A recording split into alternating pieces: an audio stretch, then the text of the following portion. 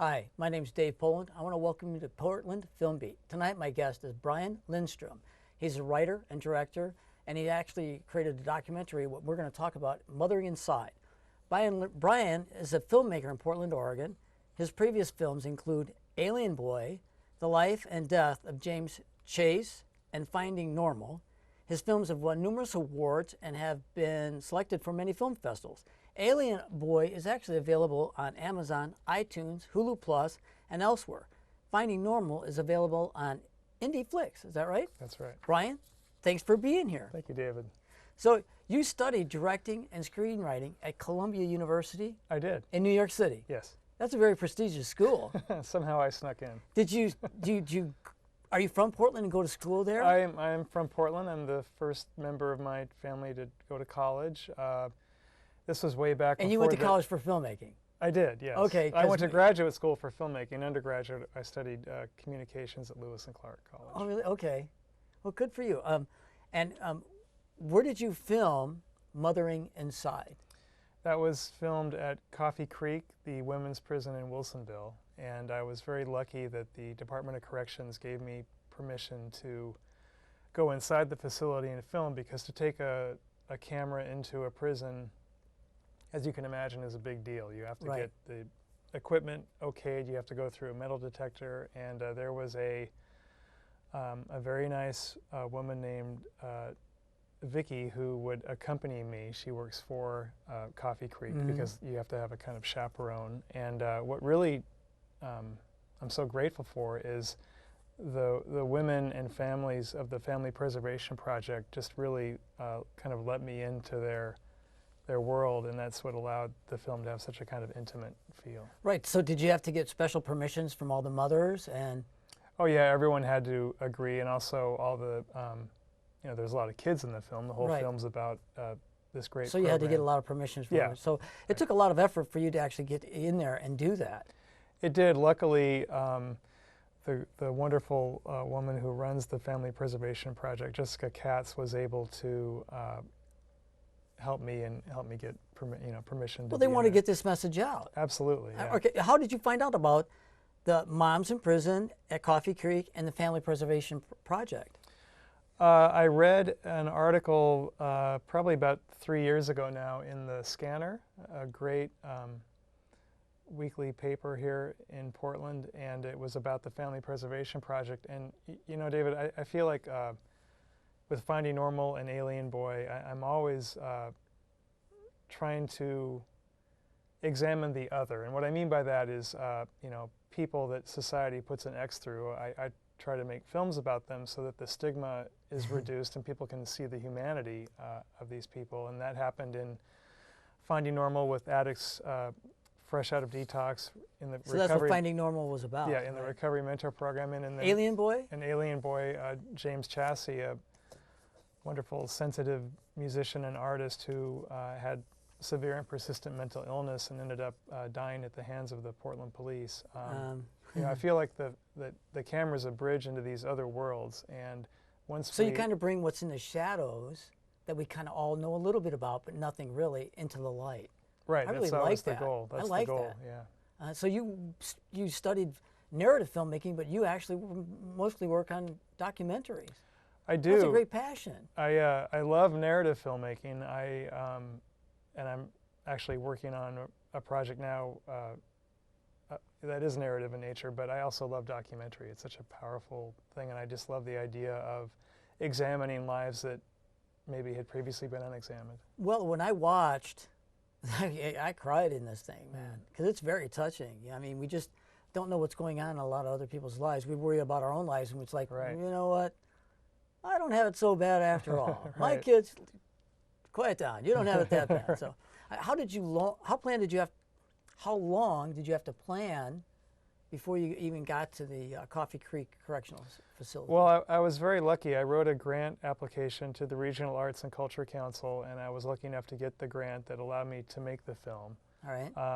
And so in the process of writing the grant, I got to sit in a little bit at Coffee Creek and the Family Preservation Project and kind of get a sense of what goes on there. And that was really crucial because... So you got to know the mothers a little bit too. Absolutely. So by the time I started filming, I kind of had developed a relationship, with and we them, were yeah. able to kind of be very intimate and show those great moments between inmate mom and child.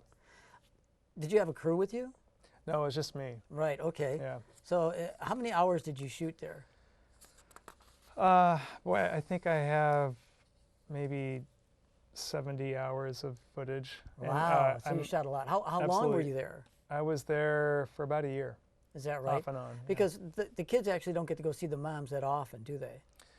It's usually 2 Saturdays a month, and just so the audience understands, How long did they get to spend there? 3 hours. Okay. But this is very different than a kind of traditional prison visit, which is monitored by guards, has a very kind of institutional feel, and oftentimes, depending on the mood of the guard that day, mother and child may not even be able to like hold each other. You know, there's some restrictions. But with the Family Preservation Project, they have a completely different situation. The visits take place in a community room.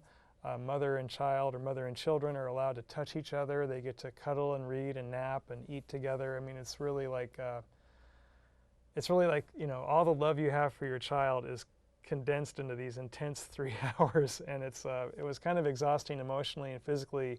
I can tell it must have been. There had to have been times where you were really choked up. You're getting choked up a little bit right now. A little bit. I mean, I'm a father myself, and I just would have to kind of remind myself to kind of take a step back emotionally while filming, because it was so touching to me to think, you know, after we're done filming today, I go home to my son Carver and my daughter Bobby. These women have to say bye, and for some 2 weeks. it could be 2 weeks, but you know, depending on the situation, it could be much longer. You know, these are kind of complicated situations because, as you would probably expect, when a mom goes to prison, the extended family has to absorb, you know, they go to prison children, too, right? Is what it says in the documentary. Yeah, exactly, and it's very complicated. These families are oftentimes hard hit, and now they have to have another kid, and then also like how do they just work out the logistics of getting to the prison that Saturday? Who watches the other kids? You know, I mean, there's a lot to navigate, and that's why I'm so impressed with the Family Preservation Project, because they fill in all the gaps and they make it okay. You know, they bring the kids in, and kids have a wonderfully normalizing influence. Like if you're in a situation and there's a kid, suddenly it kind of seems okay somehow, and that's the way it was in the prison. As strange as it sounds, you know, you see kids going through a metal detector, and that, you know, is kind of a hard thing, but there's also a joy in it because they're kids and they get to see their moms. You know, I really wanted to show that in the film. Wow, it came out. Oh, good. So a lot of times there's hostility between a lot of the inmates. Right. Do you think that this program also helped ease that hostility between the mothers that are in there and create a bond for them? Oh, absolutely. I mean, what really struck me is... Did you ever see like women kind of taking care of other... Oh, I saw just a complete sense of community and helping each other, and also this wonderful accountability and kind of raising each other up. And what's been really impressive is, you know, since the film's been completed, most of the women profiled in the film have been released. Right. And they've maintained that connection, and they've kind of created like a real... A support group. Support group that is, I mean, they're all thriving. Out of the 4 women who've been released, 3 have full-time jobs, and the 4th one is not that she doesn't want a job, but she's so busy advocating for this cause that she's kind of become like a lobbyist. Right. Oh, really? The film actually lets us see into the lives and how that actually, I think that it's worth the expense because it keeps them from reoffending. Absolutely. It keeps them connected to their family. Yeah. So that when they get out, it's not like they have to reconnect with their family. They're already there. Absolutely. And to me, you can see that in the film. Should there be a similar program created for males, nonviolent males? That's a great question. Every time we show the film, invariably someone asks that, and the answer is of course. Yeah, of course, yes. Yeah, but back to your earlier point, you know, it's so important. Imagine spending 5 years of your life in prison, and just the pressure of reentering society. But then imagine that you'd also, besides, you know, reentering, you have to like establish a relationship with a child that you haven't had a relationship with for 5 years. What's beautiful about this program is that the women come out when they get released, and they have a strong, loving bond with their child, and that gives them the motivation because you to know make that the change. if they never got that bond, I mean, in Right. 5 years, it may be hard to get re-establish that. Yeah, and then also another beautiful thing about the Family Preservation Project is that it stops that generational cycle of incarceration because of these reinforced bonds with the children, the moms, I mean, there's a 0 recidivism rate. The moms do not reoffend, you know, and as a result, their kids just benefit from all that, and the kind of healing ripple through society is, profound. Right. Well, like one of the mothers said that, she wanted her kid to see that she went through a tough time through this hardness, but she grew. Absolutely. And she overcame it. Yeah. And that's really tremendous. Actually, I think what we'll do right now is we're going to take 2 minutes, a little over 2 minutes, and watch the trailer from Mothering Inside, and we'll be right back. I felt I had failed her so much that any contact with me would be more pain for her. I thought she was better off without me. I have this thing of wanting to be bottled up and not wanting to let anybody in or know anything about me, and that was something I had to let go. That means opening up and sharing stuff like this. Somehow you just steered down the wrong path, but I don't think it's intentional. Nobody intentionally wants to screw up their life. I want to be somebody that my son looks at and he's like, my mom went through some really bad stuff, but look at her. I want to be that person that is the success story. We've made our mistakes, and we are trying to move forward in life. I don't think society realizes that when they send a mother to prison, they send the entire family. When those children come, you see your hope again. You see your life again. Now that she's seen that I'm here and I love her, it's so funny because she looks to me for more things now.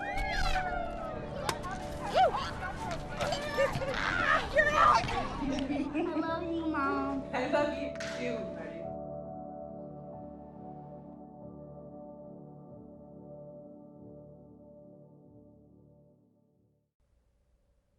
That is so powerful. I mean, they feel like bad citizens and bad mothers, but it's not necessarily true.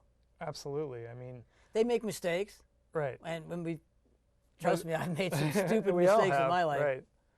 I just love the level of accountability. I never heard any of the women say anything other than, I made some bad choices in my life, I'm paying for it now, but I'm moving forward. They're taking responsibility. Absolutely. And not blaming anyone and moving forward. That's really a good thing to do.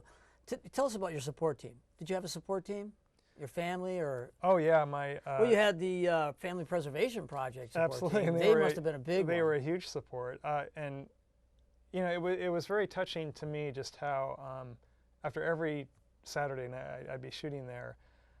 I can't tell you how many times women would come up to me and even their kids and would say, "Thank you for filming this." Really? It was just so very touching. Yeah.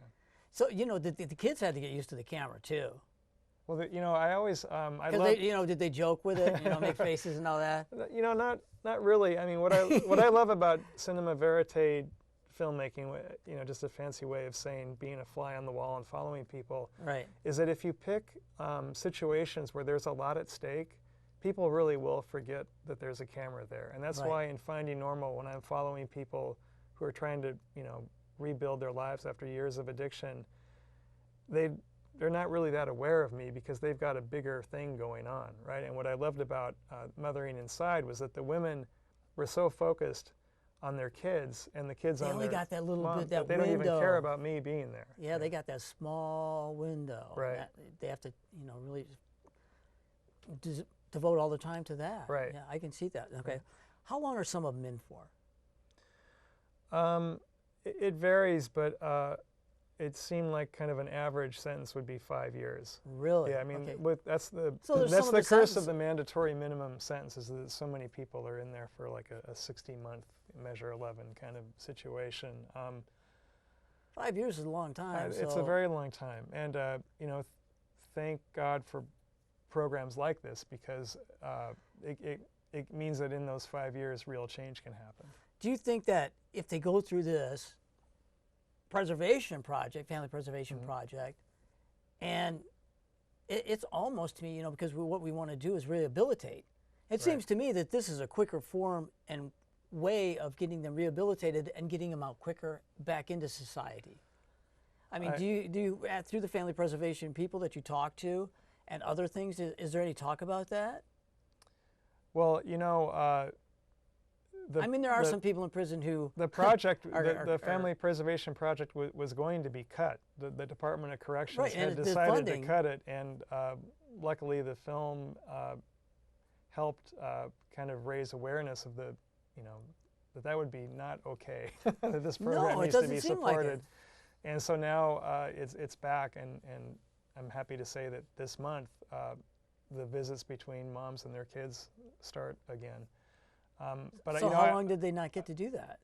it was dormant for about 6 months, and that's Wow. just not acceptable. That's And got to be crushing. Oh, it is, but I'm so glad it's starting again. But you know, your point's well taken. We as a society, we put people in prison for long stretches of time, and as we know, the idea of rehabilitation has kind of gone out the window, and it's been replaced by a lot of punishment. And it what is. what I loved about this program is that it shows the spiritual, sacred work of people changing their lives, and that's what should happen in prison. I think we can all agree, right? There should be the opportunity to change, and this program affords people the opportunity. Well, some of them got jobs, which is actually really hard to do Right. if you've been in prison, is to come Absolutely. out and get a job. Yeah.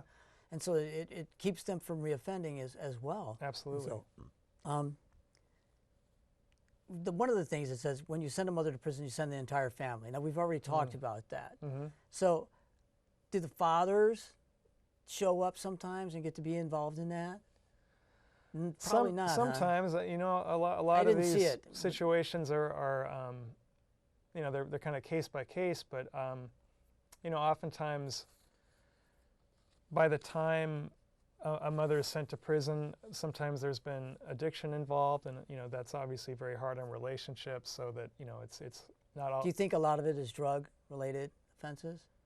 I think a lot of it is, yeah. Right. So yeah. it's not like most of them are non-violent. Yes, that's true. Okay. Well, that's good. Are you planning on doing a follow-up documentary and talking with some of the women since they've gotten out and seeing how things are? And how right. did the Family Preservation Project help them, as opposed to someone who it didn't help? Because I think there would be people who say, "I wish I could have went to the Family Preservation Project. It would have Right. helped me." And here's the thing: is to me the cost was minimal Oh, it's absolutely, yeah. compared to the result. Absolutely. But we've got bean agree. counters, and it's like, nope.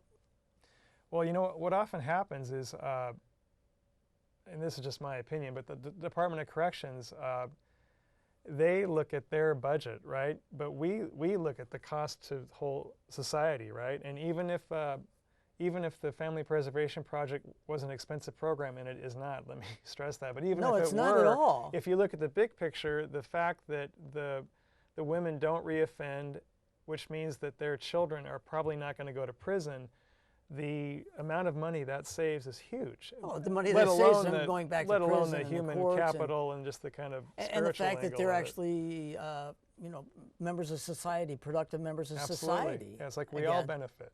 You know, we So all we benefit hugely from benefit that. from Yeah. that. I mean, to me, it's did you reach your goal? Some of your goals, making this?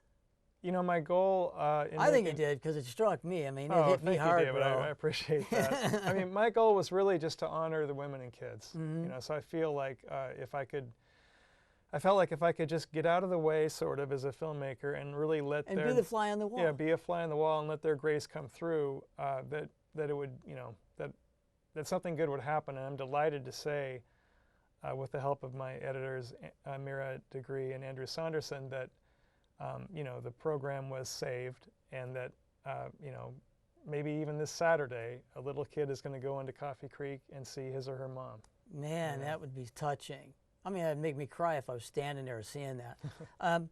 Do you think is there any talk about expanding the program to other facilities? Maybe other states even? You know, I don't know. I'm just now getting the film out into festivals. It's playing this weekend in Bend, and I'll get it into other festivals hopefully.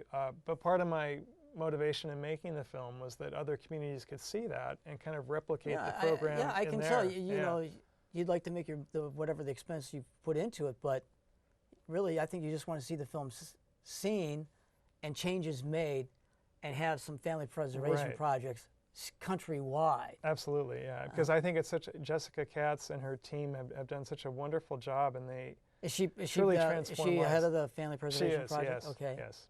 And she Is does she part great of work. the corrections department, or is she someone else outside of? Well, the Family Preservation Project is now based at the YWCA, which is a really wonderful fit, and they're just starting up again. So. Okay, all right. So what first got you interested in making documentary films? You know, I guess I've just always been fascinated by other people and their stories. And what I love about making a film is that it gives me the excuse just to like insert my life, hopefully in a somewhat graceful And way. help somebody else's Insert lives. myself into other people's lives, you know, and really kind of find out what makes them tick. And I just feel so lucky that people let me do that. Right, and you're getting ready to work on another one called How to Give My Heart Away. That's right, yes. And you have Jackson Brown and David Geffen involved? I looked on IMDb. Wow, you've really done your homework. I just interviewed David Geffen last Friday in Los Angeles, and Jackson Brown's been a huge friend of the project, and he was also interviewed, and it's been really wonderful Well, good for you. to kind of me and my co-director Andy Brown uncover all the people that were part of Judy Sill's life. She was a singer-songwriter who died in 1979, but there are still people around who remember her music and remember her. So then another one, Community Acupuncture, the calmest revolution Oh, yes. ever staged. Can you tell us a little bit about that? Yeah, there's a wonderful group in town called Working Class Acupuncture, and their whole approach to acupuncture is that it's been perhaps kind of turned into kind of a spa-like, rather elitist treatment, when in fact it's really kind of the people and should be as accessible as possible. So they've taken away the financial barriers, and they do it on a sliding scale, and they just provide this wonderful calming and healing environment, and they really make a difference in the community. And so they're actually giving back to the community more than they're taking, in a way, too. Yeah, and yeah, check it out, Working Class Acupuncture. You'll love it. And then another one, The Horrible, Terrible Misadventures of David Atkins, which is a TV series that you did? You're like digging up all my skeletons here. Okay, yeah. But that's what I'm supposed to do, right? I'm supposed to that's put your you on the job, spot that's a little right. bit. That was a really fun web series that my friends David Atkins and Andy Brown and I did, based on David Atkins' actual life. And we were very lucky to have the TV actor French Stewart star in it. And Oh, really? It was really fun, yeah. Okay. So where do you hope to see yourself in 5 years? I'd like to continue making documentaries. I really feel, you know, that stories are such a kind of sacred way that we find out about ourselves and other people. But I also want to branch out into narrative things. I've always really loved writing and directing and working with actors. Have you written a feature yourself? I'm in the process of writing something with my wife, and we're going to Good you for know, you. make something. I work with my wife all the time. It's nice, isn't it? Yeah, it is. It's a great way to Well, spend it's some fun time together. because I'll write something and then she'll add something to it, and then Right. it expands what I've written. And, I Absolutely. mean, it helps. We feed Very each other. collaborative, It's yeah. actually very much a collaborative, and we feed each other. As a matter of fact, when there's days where we can't do that, it's like, oh my gosh, I wish she was here so she could add her little, Right. you know, special juicy words to it. It's really and fun. That gets my juices flowing again too. So outside of that other documentary you're going to be making, you know, what's next for you? I'm just going to focus on the thing I'm working on with Cheryl, and I'm doing a little follow-up to Finding Normal for Central City Concern, where I get to interview some people who Made it through rehab? made it through rehab and have turned their lives around. I'm always, you know, just really attracted to those kinds of stories where people are able to maybe access a strength that they didn't realize inside themselves. we should actually be investing more money into keeping people, getting them into rehab. Absolutely. And changing their lives. Yeah. Because as a society, it's financially actually better for us all the way around. Right. But it seems like, why would we spend money on that? But we should be spending money on that. Oh, absolutely. And the reason why is Changes it's lives. I think it's cheaper to educate people than it is to incarcerate them. Right. By far.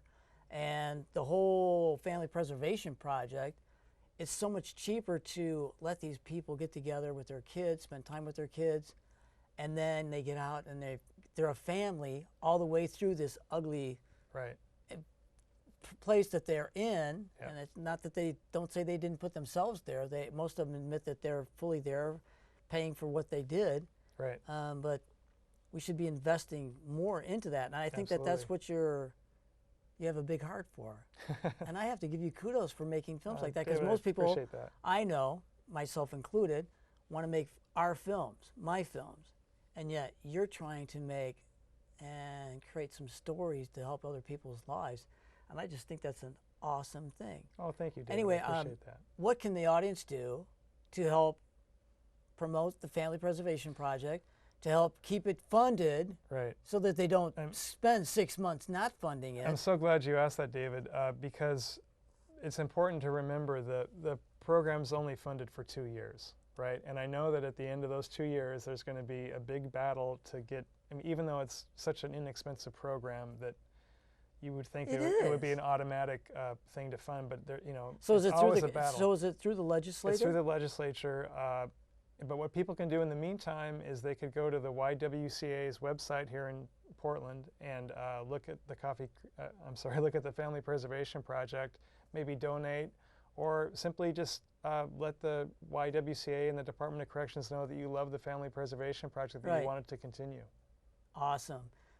Brian, thank you for being here. Thank you, David. And I talk really about appreciate your film. it.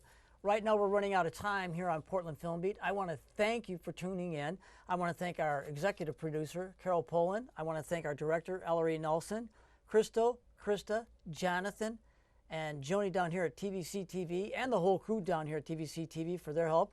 I also want to thank Emily and Kate and the whole crew down at PCM TV for helping me put Portland Film Beat on. Until next time on Portland Film Beat, shoot for the silver screen.